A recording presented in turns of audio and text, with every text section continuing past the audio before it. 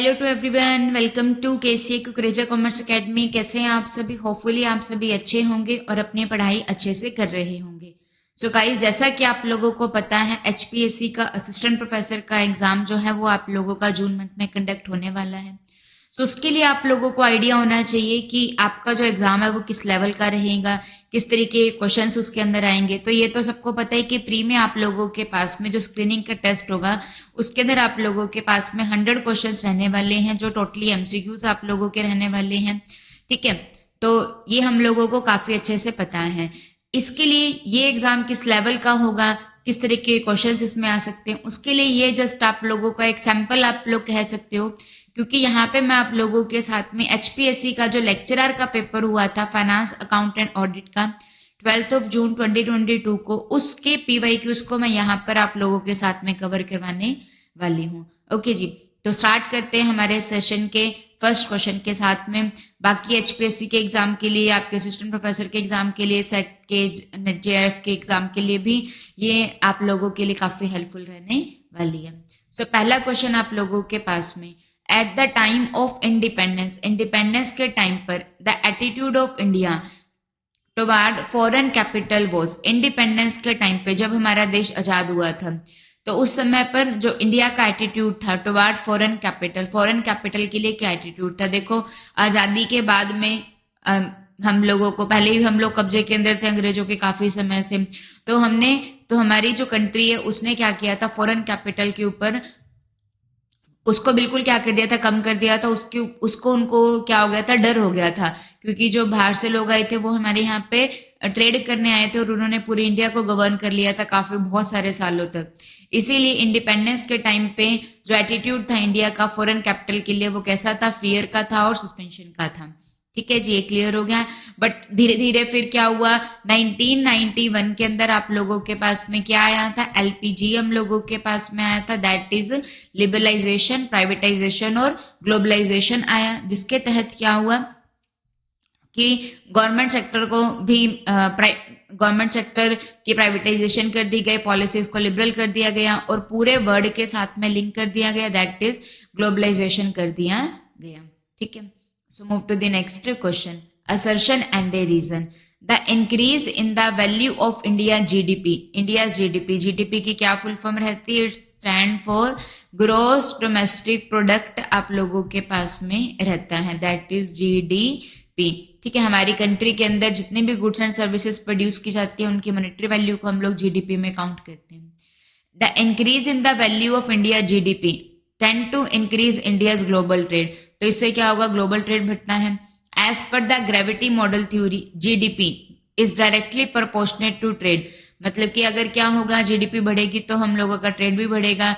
ठीक है, और ट्रेड कम तो जीडीपी भी कम। And distance is inversely proportional to trade, जितना ज्यादा दूर होगा तो हम ट्रेड करना कम पसंद करेंगे। So increase in the value of India GDP, अगर जीडीपी बढ़ेगा तो ग्लोबल ट्रेड बढ़ेगा, ये भी करेक्ट है। ग्रेविटी थ्योरी भी करेक्ट है आप लोगों की। ये क्या कहते हैं, जीडीपी जो है वो ट्रेड के साथ में कैसे रिलेटेड है, पॉजिटिवली रिलेटेड है, प्रोपोर्शनेट है डायरेक्टली, और डिस्टेंस जो है वो इनवर्सली प्रोपोर्शनेट है। So both are true with the correct explanation. अच्छा, आप लोग मुझे बताइएगा कमेंट बॉक्स में कि जो जीडीपी है, ग्रॉस डोमेस्टिक प्रोडक्ट है, ये क्या है, इकोनॉमिक पॉलिसी है, इकोनॉमिक कंडीशन है, या फिर हम लोगों के पास में इकोनॉमिक सिस्टम है। आपको पता है ना हमारे पास में क्या होता है, मैक्रो एनवायरनमेंट के अंदर आप लोगों के पास में क्या आता है, इकोनॉमिक एनवायरनमेंट आता है। ठीक है, मैक्रो एनवायरनमेंट किसका पार्ट है, बिजनेस एनवायरनमेंट के दो पार्ट होते हैं, इंटरनल एक्सटर्नल। ये एक्सटर्नल के फर्दर टू पार्ट होता है, माइक्रो एंड मैक्रो। तो ये आप लोगों का कहाँ से निकल कर आया है, एक्सटर्नल एनवायरनमेंट में, मैक्रो एनवायरनमेंट में, इकोनॉमिक एनवायरनमेंट से आया है। तो इकोनॉमिक एनवायरनमेंट में क्या क्या चीजें आती हैं, सो यहाँ पर इकोनॉमिक पॉलिसीज आती हैं, इकोनॉमिक सिस्टम आप लोगों के पास में आता है, और क्या आते हैं, इकोनॉमिक कंडीशंस आती हैं। तो जो जीडीपी है ये हमारी इकोनॉमिक कंडीशन है। इकोनॉमिक पॉलिसी में monetary policy, fiscal policy, foreign trade policy ये आती है। इकोनॉमिक सिस्टम में capitalistic system, socialistic system, mixed economy आती है। So both are true with the correct explanation.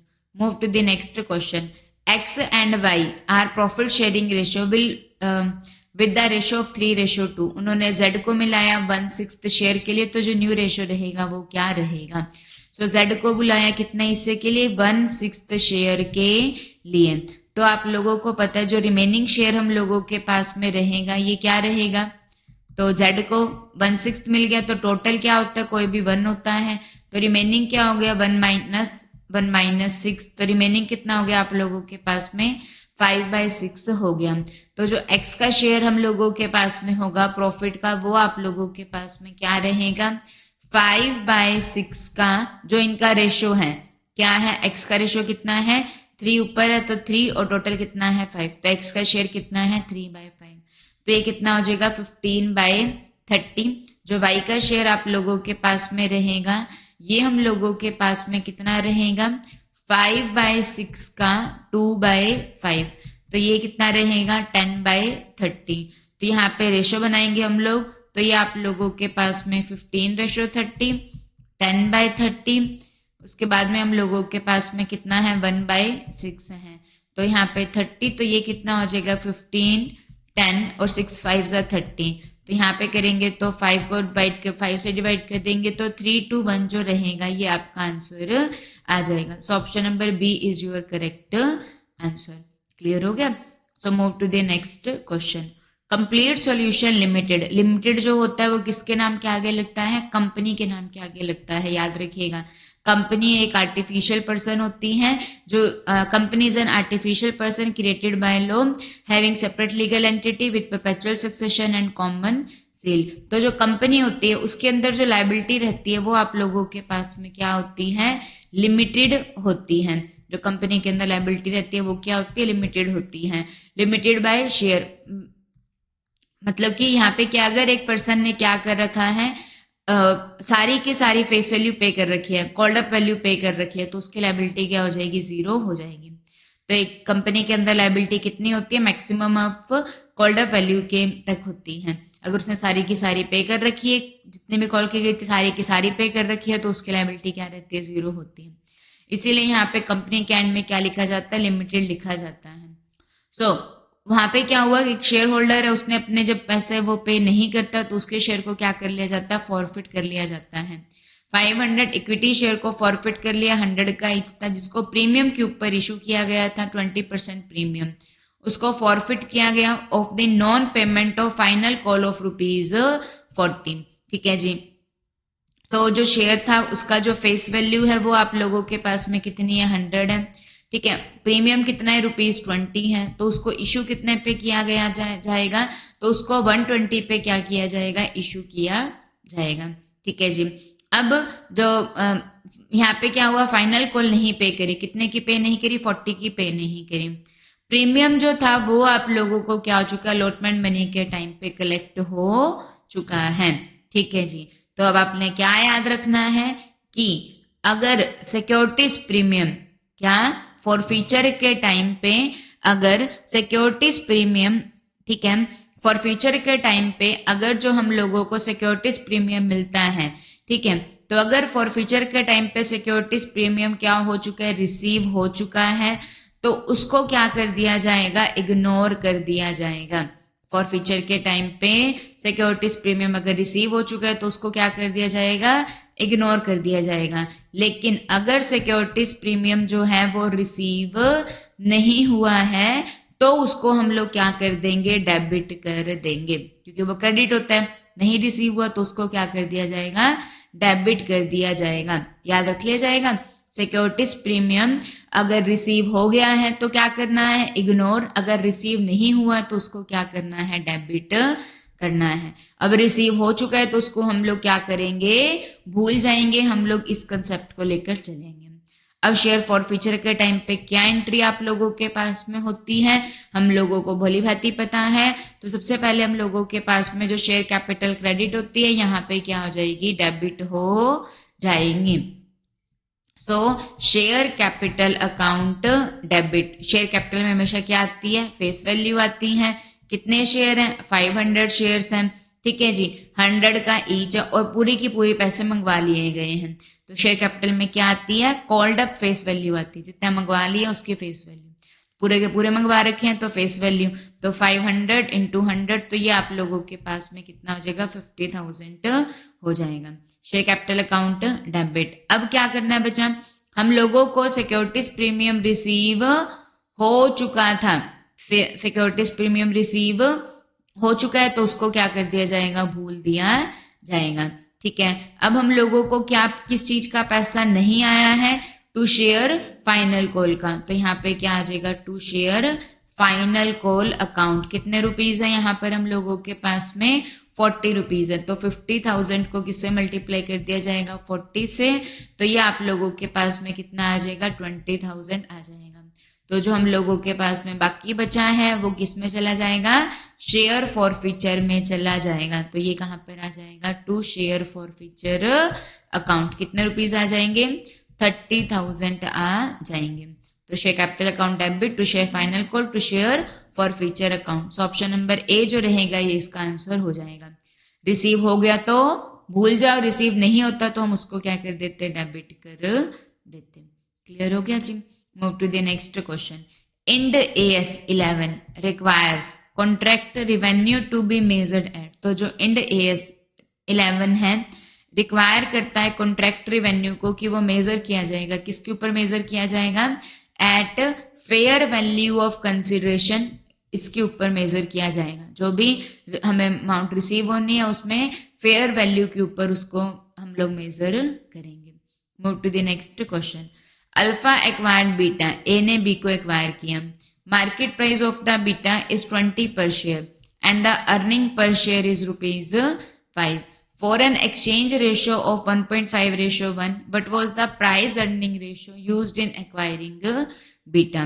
ठीक है जी, तो यहाँ पे हम लोगों को पता है जो अर्निंग पर शेयर होता है, अर्निंग पर शेयर का जो फॉर्मूला रहता है वो आप लोगों के पास में क्या रहता है, पर शेयर के ऊपर कितनी अर्निंग है, तो इसका फॉर्मूला क्या रहता है, profit available,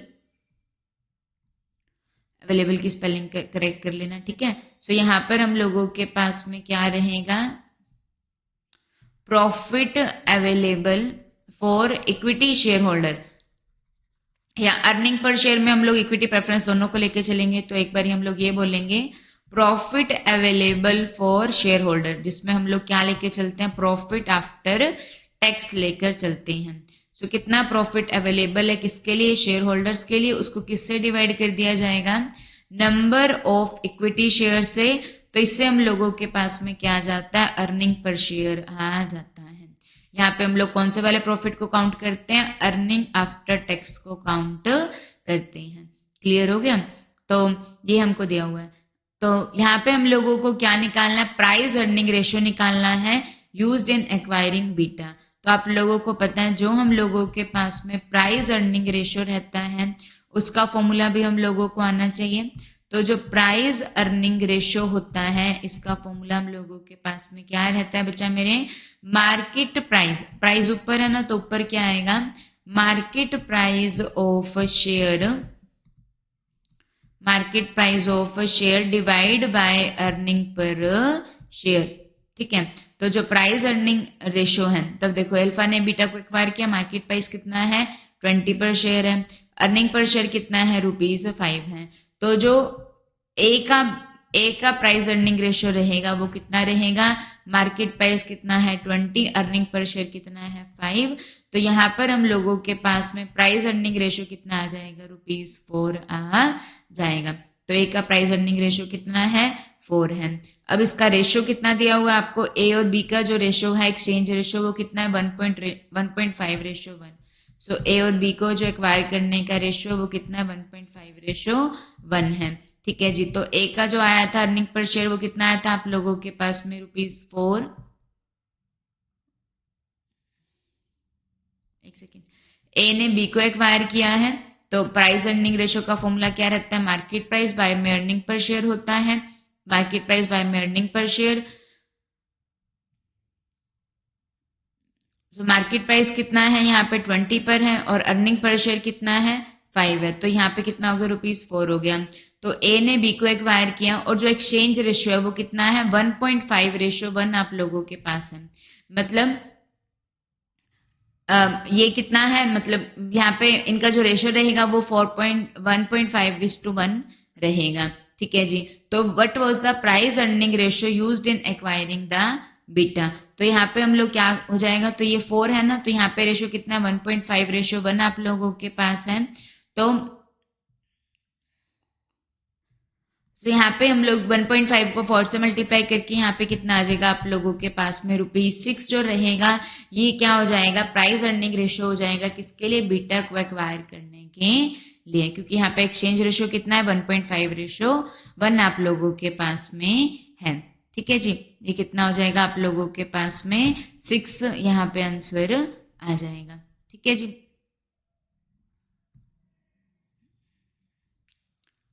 earning per share का प्राइस अर्निंग रेशियो का फॉर्मूला हम लोगों को आना चाहिए, market price divide by earning per share हम लोगों के पास में रहने वाला है।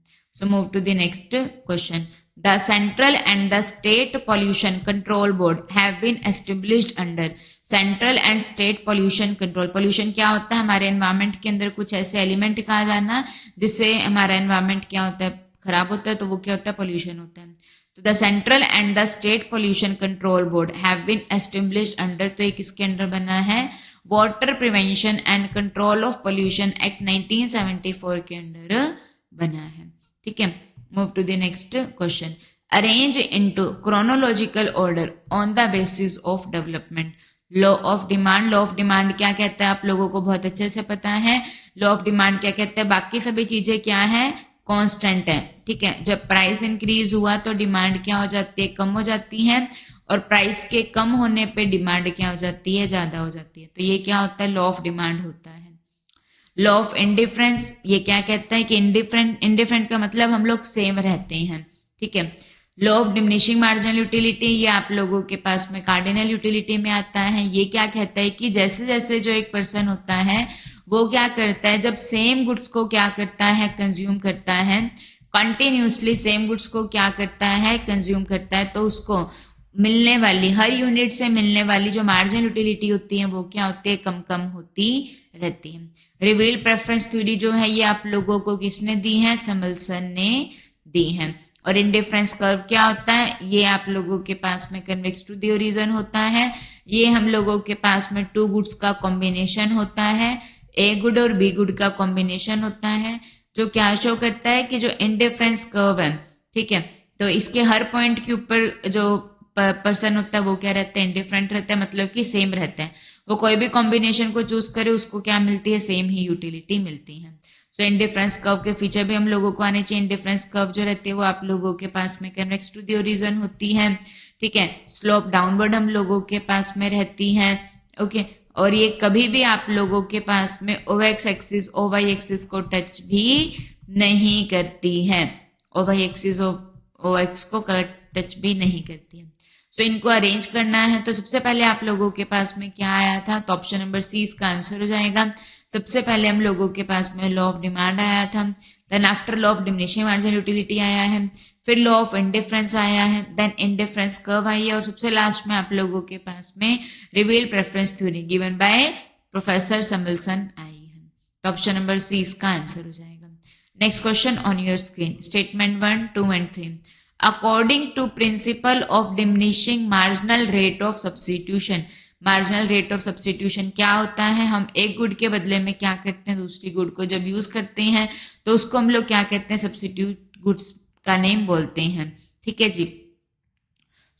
एक हम लोगों के पास में क्वेश्चन आता है कि जो इंडिफरेंस कर्व होती है, why the indifference curve slope downward. तो क्यों इंडिफरेंस कर्व स्लोप डाउनवर्ड होती है, तो उसके दो रीजन होते हैं।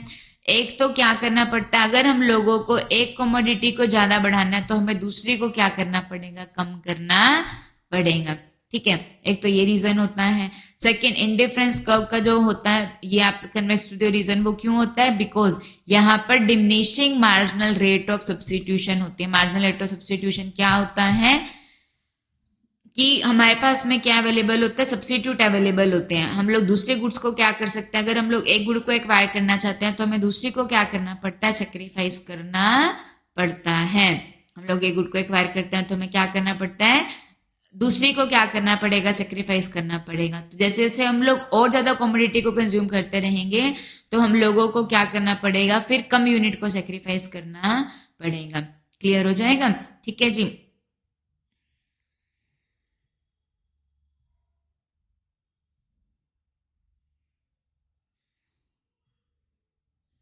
सो diminishing marginal rate of substitution के प्रिंसिपल के लिए क्या करेक्ट है, commodity which is increased has a higher marginal significance. One commodity must be decreased while other is increased. Commodity which is decreased, जो डिक्रीज हुई है उसकी क्या है, हाई मार्जिनल सिग्निफिकेंस है। तो बच्चा आप लोगों को पता है, तो जो इसीलिए तो देखो ये तो बी तो आपका करेक्ट है कि अगर एक कमोडिटी बढ़ती है तो दूसरी क्या होगी, कम होगी, एक कम होगी तो दूसरी ज्यादा होगी। तो सेकंड तो आपके पास में करेक्ट है ही है, तो ये इनकरेक्ट है, ये गलत हो गया। ठीक है, ये इनकरेक्ट है, ये गलत हो गया। अब हम लोग आते हैं क्या ये सारी करेक्ट है।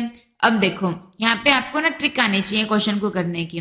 सो एक जगह बोल रहे हैं कि जो कमोडिटी हम लोग इंक्रीज कर रहे हैं उसकी ज्यादा मार्जिनल सिग्निफिकेंस है, एक जगह कह रहे हैं कि जो डिक्रीज हो रही है उसकी ज्यादा मार्जिनल सिग्निफिकेंस है। तो दोनों में से कोई एक ही करेक्ट होगा ना। तो ये आपको पता चलेगा कि ये हो गई कॉन्ट्राडिक्टरी। सो कॉन्ट्राडिक्टरी है तो दोनों साथ में तो करेक्ट हो नहीं सकते, दोनों साथ में करेक्ट नहीं हो सकते, तो ए भी एलिमिनेट हो गया। सो आंसर क्या आ गया, ऑप्शन नंबर डी आ गया। ठीक है, तो ये हमें ट्रिक आनी चाहिए क्वेश्चन को अटेम्प्ट करने की। सो एक को डिक्रीज करेंगे दूसरे को इंक्रीज करेंगे, तो जो डिक्रीज होती है उसकी क्या होती है, हाई मार्जिनल सिग्निफिकेंस होती है। क्लियर हो जाएगा? तो ये हम लोगों के पास में आ जाएगा। सो अभी के लिए इतने क्वेश्चन है, बाकी हम लोग अपने नेक्स्ट वीडियो के अंदर कवर करते हैं। Thank you.